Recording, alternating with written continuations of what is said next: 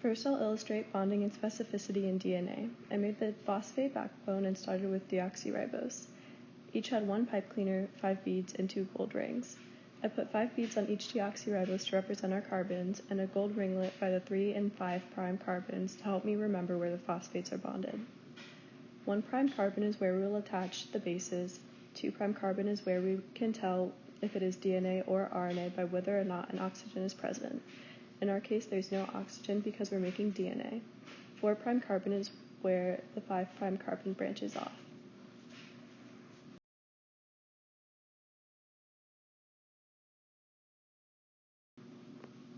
Then I add a nitrogenous basis to the 1' carbon of deoxyribose. I'm using old Easter eggs as bases, with pink representing the complementary bases of adenine and thymine, which are bonded by 2 hydrogen bonds, and blue representing complementary bases cytosine and guanine, which are bonded by 3 hydrogen bonds. Since pyrimidines have 1 ring and purines have 2, we'll have the longer sides of the eggs represent the purines and the shorter sides represent pyrimidines.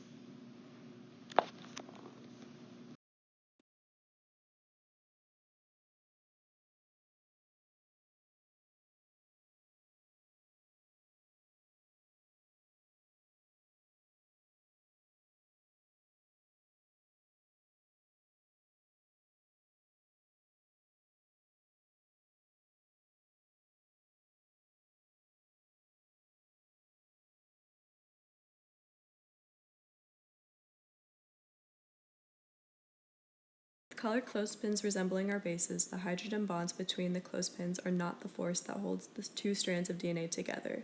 Instead, it's due to the hydrophobic interactions of the uncharged bases. Since they are uncharged and hydrophobic, and the backbone is negatively charged and hydrophilic, the flat bases can lay horizontally and stack themselves in a space-efficient and low-energy manner. This is called base stacking, which creates more hydrophobic interactions in this inner area, making it much more stable.